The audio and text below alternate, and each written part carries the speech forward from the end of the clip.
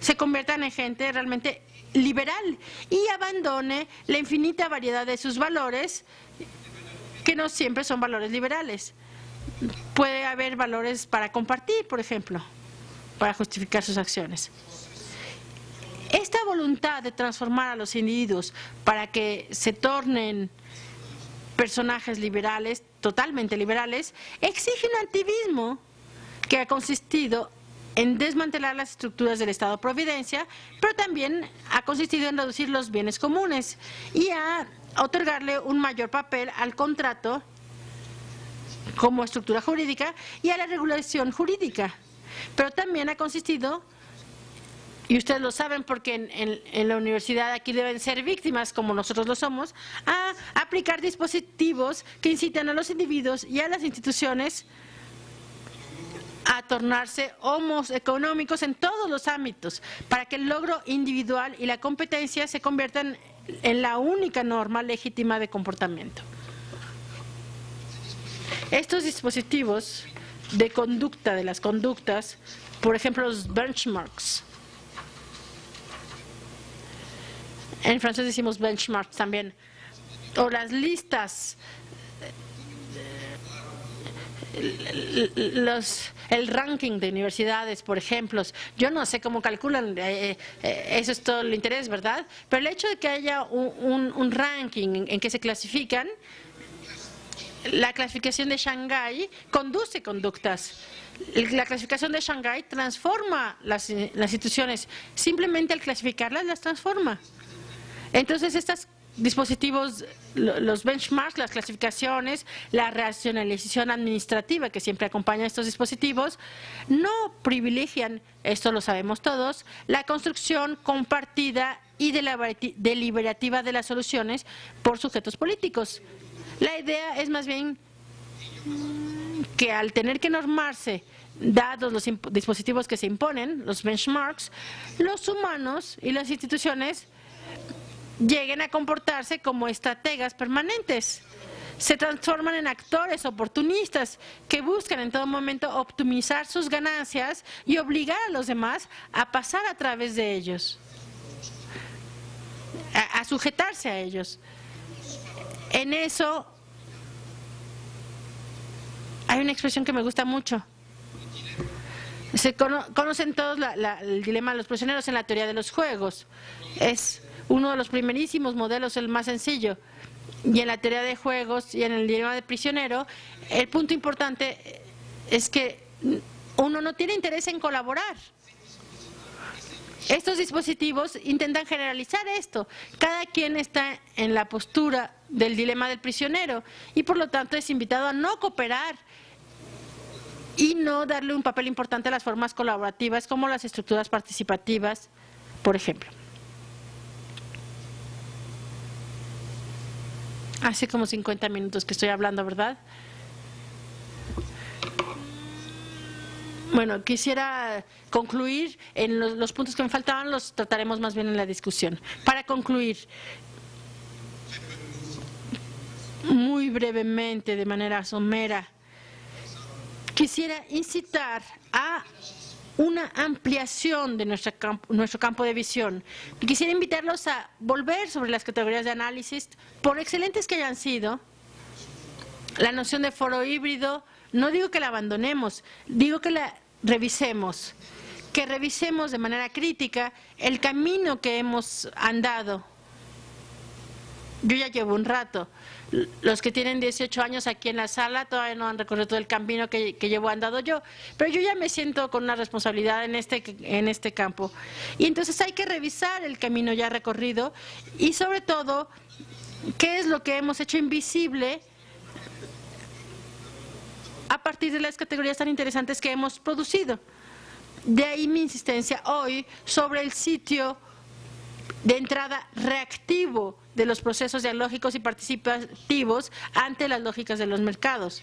Y también insistir acerca de la importancia, por lo tanto, en nuestras elaboraciones normativas, de defender el a posteriori en la regulación de los saberes y de los productos tecnoindustriales. De allí también mi insistencia en el sitio subordinado de los procesos dialógicos y participativos ante el principio de equilibrio de poderes, de manera general y en la regulación de los tecnoproductos en particular. De allí también el acento que me parece debemos poner sobre la imperiosa necesidad de ampliar nuestros interrogantes a las formas diferenciadas de propiedad y en particular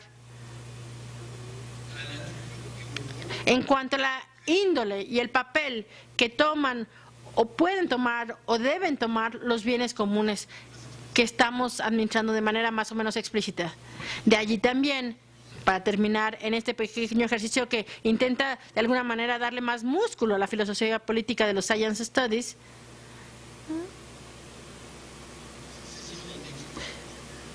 perdón, pero me perdí un poco, captar esta idea de que los tecnoproductos y tecnosaberes están transformando constantemente el mundo y son pues agentes políticos y debemos imaginar formas para resistir a las formas que nos son impuestas. Es todo, muchas gracias. Tenemos que agradecerle aquí a Dominique sus palabras y bueno, pues le abrimos un momento para preguntas, cuestionamientos. ¿Quién se avienta? Muchas gracias por tu charla, me resulta muy interesante. Me siento muy próxima al planteamiento, no obstante, quería llamar la atención sobre algunas paradojas que se generan en las lógicas participativas, ¿no? Quería subrayar lo que yo creo que es una amenaza precisamente para desarrollar tecnologías de diálogo que no se anticipen a las agendas de los consensos sociales, ¿no? Y es, en concreto, la importancia que tiene eso que llamamos responsabilidad social corporativa para precisamente imponer agendas respecto al desarrollo tecnológico que se saltan los procesos de diálogo social. Eso por un lado, ¿no? Estoy pensando en Ulrich Beck, en desarrollo de las subpolíticas y todo eso. Por otro lado, tengo la sensación de que estamos yendo desesperantemente despacio en este punto, en el punto de imponer tecnologías de diálogo ágiles y que, por ejemplo, espacios como Internet, no quiero ser pesimista, pero yo que he sido siempre muy militante, empiezo a ser escéptica sobre cómo precisamente la apropiación del conocimiento y de las técnicas de apropiación del conocimiento no se han hecho valer solo con una lógica de mercado, de apropiación para generar un producto, un beneficio, digo, una plusvalía económica, sino con esta teoría sobre la seguridad, ¿vale? Sobre los riesgos de la circulación del conocimiento, ¿no? Contra los que se cierra de antemano cualquier posibilidad de diálogo. Bueno, no sé si está claro mi planteamiento, las dos preguntas, una sobre la sociedad. Sí, sí. Okay. Si, c'est très clair. Merci. Merci à la traduction. Oui, non. Je prends quelques minutes. Para responder, si ustedes gustan. Pienso que lo que más me impacta y lo que también me hace ser bastante pesimista, para ser honestos, pese al tono que traté de darle, que intentaba no ser demasiado pesimista, pero bueno, es la rapidez con la cual, digamos, el mundo industrial y financiero es capaz de innovar para conducir nuestras conductas de manera cada vez más asombrosa, la rapidez con la que esto ocurre y el tiempo que requerimos nosotros para reaccionar. En este sentido, Hayek en parte tiene razón. El actor económico que actúa en un mercado es capaz de lanzar cosas sin haber anticipado todo y es eficaz muy pronto. Y en cambio la razón humana que intenta pensar las cosas requiere mucho más tiempo, ver que las cosas cómo se están desarrollando y entonces decidir cómo intervenir, y entonces siempre estamos retrasados. Eso es verdad. Pienso también que los dispositivos, en el sentido de Foucault, los dispositivos que sean los public-private partnerships, que están desarrollándose muchísimos desde hace 15 años. Lo que tú mencionabas sobre estas cartas de responsabilidad social y ambiental de las empresas, que son cosas bastante sorprendentes, ¿verdad? Hay una multitud de formas hoy que se están desarrollando muchísimo desde finales de los años 90. Es asombroso. Y en el fondo, yo pienso que desde los últimos años de los 90, digamos, a partir del 2000, hemos entrado a un modo de regulación liberal nuevo, mucho más rápido e innovador de lo que era en los años 80 y 90. Por darles un ejemplo, entre las decenas que podría citar, actualmente estamos trabajando con 2 estudiantes con esos objetos, lo que llaman las round table, las mesas redondas de multiactores. Les voy a dar un ejemplo clásico sobre el aceite de palma, que es un dispositivo institucional que es co-construido, para utilizar el vocabulario de la Science Study, dispositivo co-construido por los grandes industriales del sector y las ONG ambientales que participan en estos dispositivos. No son todas las ONG ambientales. WWF está en todas esas instituciones, pero van a encontrar Greenpeace menos en esas mesas redondas, pero hay una coproducción. Por ejemplo, Unilever, que es el primer líder de todos estos asuntos de aceite de palma, en acuerdo con WWF, decide organizar regularmente, de manera supuestamente pública, cierto número de foros participativos en los cuales son invitados. Cuando están en Indonesia, por ejemplo, invitan a los representantes de los pequeños agricultores indonesios que van a plantar el aceite de palma, etcétera. Y la función de estas mesas redondas es organizar el verdadero gobierno político de lo social a partir de esos lugares. Es decir, esas mesas redondas, ¿qué hacen? Definen lo que es una producción justa, fijan una norma. ¿Qué es una producción justa de aceite de palma? Justa en términos de responsabilidad social. Eso quiere decir, las empresas se comprometen ante los pequeños agricultores a comprarles a tal precio su producto, por ejemplo. No digamos que es una maravilla, pero bueno, se comprometen a cierto precio, que si no les quieren vender a sierras no pueden obligarlos a vender. Bueno, ya saben que siempre existen maneras de ayudarle a la gente a vender si la empresa lo juzga necesario. También se fijan normas de calidad del aceite. Se inventan, por ejemplo, el hecho de que cuando se replantan palmas hay que hacer un cálculo ambiental para explicar que uno puede cortar la tercera parte de un bosque primario, 2/3 partes de un bosque que no es primario, porque en términos de servicios ecosistémicos, como se dice, uno va a compensar. Entonces están fabricando un sistema de normas en cuanto a los precios del mercado, la regulación ambiental, en cuanto a las maneras de organizar una sociedad política, que está siendo perfectamente transversal a todo el orden democrático que conocemos, porque si nos fijamos cómo se organizan concretamente estos espacios deliberativos y participativos, no les voy a decir ahorita porque necesitaríamos 1 hora para que les explique, pero sí, ya tenemos antropólogos que han trabajado sobre esto, hay una muchacha aquí que trabajó sobre ello. La gente participa, observa cómo se administra el espacio físico, son managers, son los managers de Unilever los que organizan el espacio físico. Tienen, para el debate, hay unas mesas realmente redondas, físicamente redondas, hay 6 u 8 personas, nunca lo hacen en un anfiteatro, es una superficie plana, hay 30 mesas para 6 u 8 personas y el que administra el proceso participativo dice: Son tecnologías de management, las tienen en las empresas, son exactamente las mismas. Dice, bueno, a ver, pónganse todos alrededor de su mesa. Y les dice, les voy a dar un tema, la compensación ambiental. Y las 6 u 8 personas se supone que van a hablar de qué está bien, qué no está bien, qué hacemos. Y les dice, 8 minutos, se acabó. Es como cuando se está bailando, cambien pareja, cambien de mesa. Cambian de mesa y vuelven a empezar. Y hay gente a la que se designó de manera misteriosa antes y que hace la relatoría de las mesas, que se hace en un espacio cerrado y al final se dice, esto es lo que dijeron las mesas, ese es el resultado del proceso deliberativo.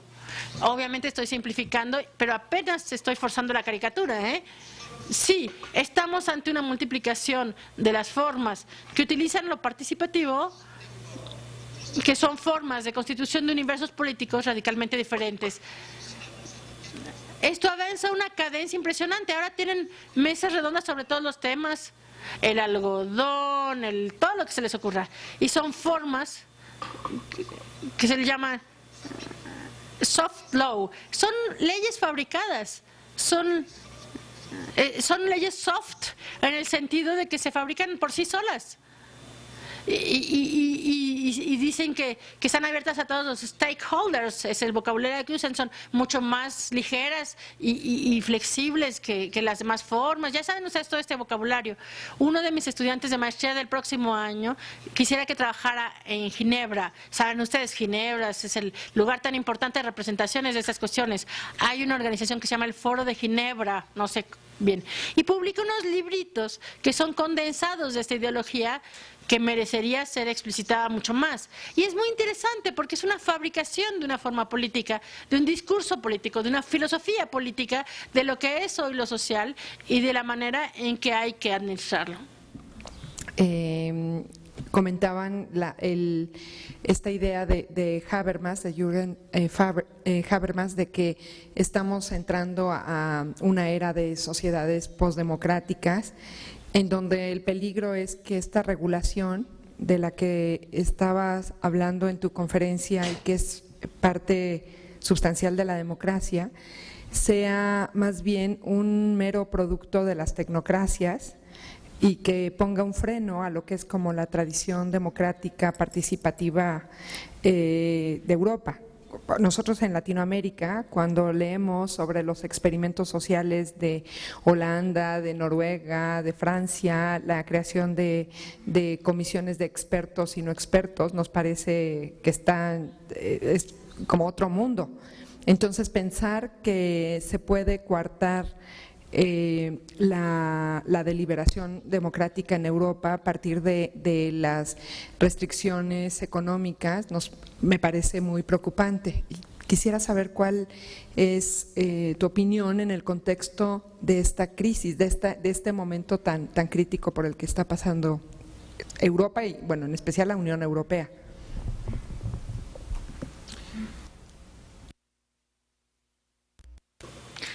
Sí, muchas gracias por esta pregunta. No soy muy experto en estas cuestiones financieras, pero me parece que coinciden. Si las analizamos, podemos ver cómo convergen con cierto número de otros puntos que también están planteándose en el universo tecnoindustrial y de los saberes. Hay algo asombroso nuevamente, es otro aspecto. Desde hace unos 15 años ya, y nuevamente el Banco Mundial ha tenido un papel decisivo en este hito, los universos tecnoindustriales o tecnofinancieros reconocen, Marie-Angèle Lermite, que es una jurista fantástica que probablemente conocen de las cuestiones técnicas, que también está en la Escuela de Altos Estudios, llamó uno de sus artículos de esa manera y la palabra es perfecta. Dice, estamos en sociedades ahora del confesar, el aveu. Pero hay un aspecto en su técnica que es interesante. Los que nos gobiernan de alguna manera, o incluso empresas como Unilever y con sus mesas redondas, admiten, confiesan, reconocen, dicen, admitimos que lo que hacemos o puede llegar a tener efectos perversos a menudo. Ya no se está en la glorificación de la modernidad, es una modernidad que reconoce su propia duda públicamente y duda sobre lo que promete. Esta es una primera dimensión, la dimensión de la confesión o de la admisión. Pero esta dimensión, lo que mencionabas en ese momento, va en ese sentido. Este discurso de la confesión se construye cada vez más con un discurso de la urgencia. Confesión y urgencia. Es una pareja interesante. El discurso de la urgencia es que tenemos prisa. Vamos a chocar contra la pared. Es una variedad de la confesión. Sí, admitimos que ese problema está allí, pero hay prisa porque nos vamos a chocar contra la pared. El cambio climático, la biodiversidad, obviamente los asuntos financieros. Entonces estamos en una doble lógica discursiva de las instituciones, que es una lógica en que sí, confesamos que es inevitable. No podemos no tener problemas. Estamos en una carrera contra reloj. Estamos ante una urgencia. Y en nombre de esta doble necesidad, surge también la necesidad de darle vuelta a los procedimientos clásicos de la democracia, porque por definición la democracia es lenta, porque por definición la democracia toma tiempo, pero ya no tenemos tiempo. Es algo de esta índole. En la crisis financiera, lo más extraordinaria del mundo, finalmente, es que la solución provisional, por supuesto, porque eso no tiene por qué detenerse, ¿verdad? Pero el euro es atacado por los mercados financieros para tratar de hacer explotar al euro, porque no está pegado a un gobierno. Eso es una aberración económica, pero ese es el Estado de Derecho. Y entonces los ataques van a seguir durando, porque si eso explota, hay enormes intereses financieros detrás, porque habrá beneficios para alguien. Y la única solución que encuentran nuestros gobernantes, son el FMI, la Comunidad Europea, los estados, parece que la única solución es, bueno, en el fondo ya no hay tiempo para democracia ni para debate público, ya no hay tiempo de discutir soluciones, son los expertos los que nos van a dirigir. Si lo pensamos bien, tomen el caso de Grecia. Papandreou invita a un referendo, Sarkozy, Merkel y el FMI le dicen que no va por allí. Logran que el Parlamento saque a Papandreou, es algo extraordinario. Imagínense su poder. ¿Y aquí nombran a un experto que viene de Goldman Sachs y que supuestamente va a dirigir la política del país? Es extraordinario. Y luego llega detrás Italia. Aquí no voy a defender a Berlusconi, por supuesto, pero la solución misma es extraordinaria también, si ustedes lo piensan. Ni siquiera le preguntan al Parlamento que se discute las cosas. Se impone a Monti, que también viene de Goldman Sachs. Entonces, en nombre de la urgencia absoluta, ya no queda tiempo para la democracia. Es algo muy ligado a los asuntos técnicos. Les voy a dar un ejemplo. La Comunidad Europea como institución. Estoy hablando de la comunidad como institución. El gobierno europeo, si quieren. Fue uno de los actores más importantes en los años 90 con el Banco Mundial, con las mismas razones, para decir debemos instalar formas participativas con todos los stakeholders y demás. Entonces ellos aplicaron eso, la Comunidad Europea lo hizo de manera muy amplia. Militaron en pro de las conferencias de consenso, los jurados ciudadanos se organizaron, se pidió la representación de las asociaciones y se multiplicaron este tipo de medidas. Pero es muy interesante ver que desde mediados de los años 2000, hace unos 5 o 6 años, hay una serie de indicios que nos muestran que están haciendo marcha atrás. No es algo que se diga en los discursos, pero sí aparecen varios indicios. A nivel institucional, por ejemplo, había en la Comisión Europea una dirección que se llamaba Ciencias y Sociedad. Esa división desapareció hace 2 años. La disolvieron, un plumazo así, la reorganización, bueno, fuera. Otro ejemplo más concreto, un ejemplo magníficamente estudiado por una jurista italiana, antropóloga, María Chiara Talacchini, excelente. Si encuentran su nombre, léanla, es excelente. La publiqué en la revista Minerva, un artículo suyo. Y ella estudiaba cómo se administra de hace o algunos años, la mitad de la década, la cuestión de las xenoinjertos, es decir, los injertos que vienen por ejemplo, de partes de cerdo en tejidos humanos. Cuando los xenoinjertos empezaron a ser discutidos por la comunidad, se instalaron comités de stakeholders. Había asociaciones de pacientes, toda una serie de cosas, ¿no? Y luego, hacia mediados de esa década, se detuvo el proceso. Y la Comisión Europea le pidió a los comités de ética, de la comunidad, que viera si estos injertos que vienen de otras partes son éticos. Los comités éticos son nombrados por la misma comisión, constituidos por universitarios, filósofos, especialistas de éticos, pero también por representantes de la sociedad civil, jefes de empresas, patrones. Y este comité de ética, la comisión es muy clara en los documentos internos.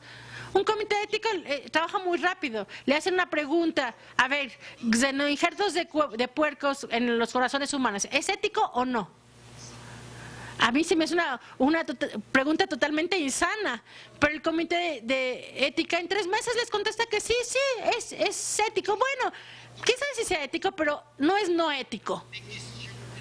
Y entonces las preguntas ahora se las presenta a los comités de ética diciendo, sí, consultamos a la sociedad civil, el comité de ética representa a la sociedad civil. Pero eso nos permite ir mucho más rápido. Y en cuanto el comité de ética dio su opinión, siempre es positivo, curiosamente, pero bueno, la pregunta se va directamente a la Dirección de Empresas de la Comunidad Europea, el departamento que administra las empresas, y ese departamento de empresas administra las cosas. Y obviamente la Comunidad Europea dice claramente, no tenemos nada contra los procesos participativos. Yo lo dudo, pero bueno, así lo dicen.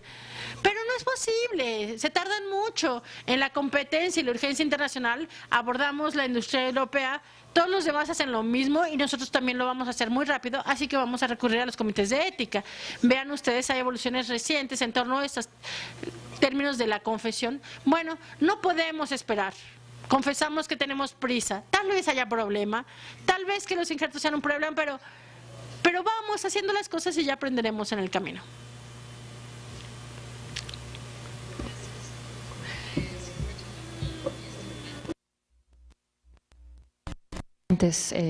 En particular para el caso de México. A mí me gustaría preguntarte tu opinión sobre la idea de la sociedad civil como forma principal para aproximarse a estos procesos participativos, porque pareciera que esta es la figura dominante en los procesos de tomas de decisiones que nos describes hoy, y sin embargo pareciera que la manera en la que se organizan las sociedades las asociaciones de la sociedad civil, las ONGs, y en particular en países como México, generan un embudo que no necesariamente termina representando opiniones diversas y representando la idea que la mayoría de la población pudiera tener sobre la defensa de los bienes comunes. Y te doy un ejemplo muy concreto. En México la ley de asociacionismo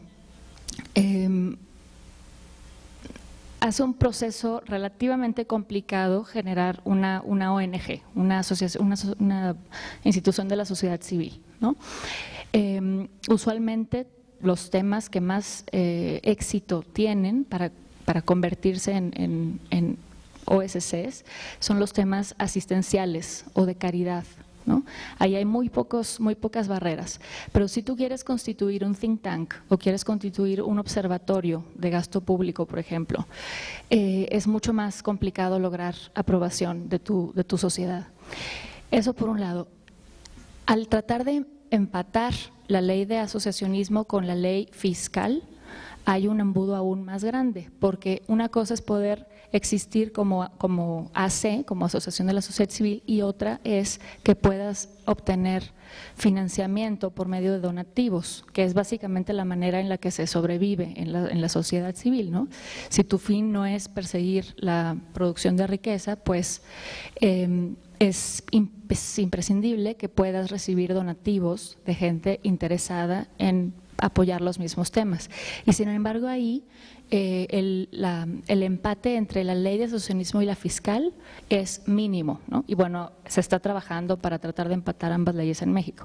Pero entonces tenemos un tema que va haciendo más y más limitadas las posibilidades de participación por esta vía, al menos.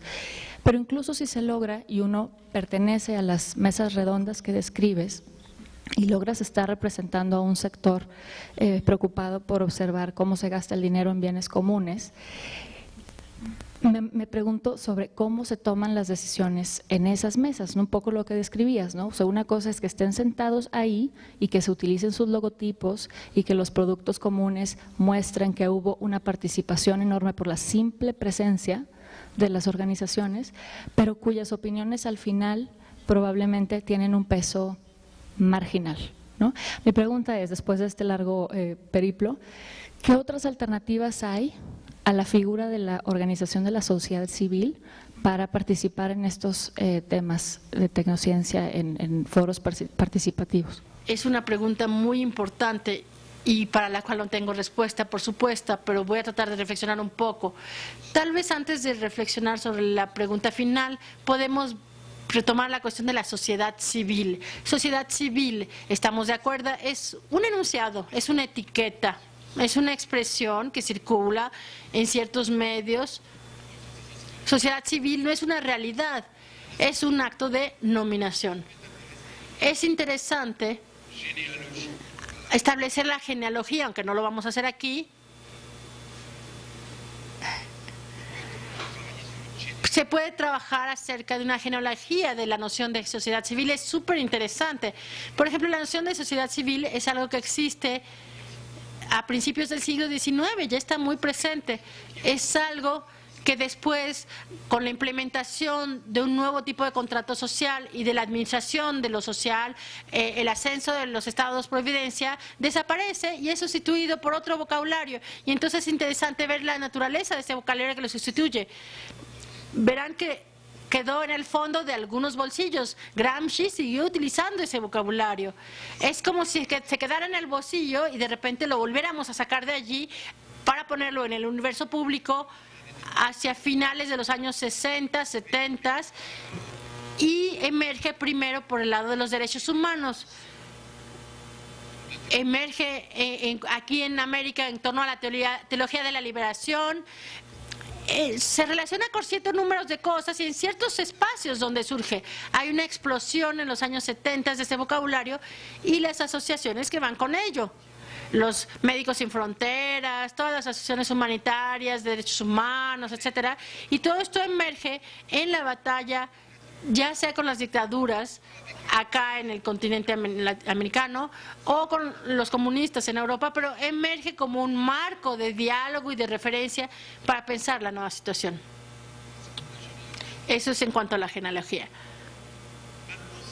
Ahora, si yo me acerco más concretamente en cuanto a nuestro tecnobusiness, emerge, ahorita con uno de mis alumnos estamos trabajando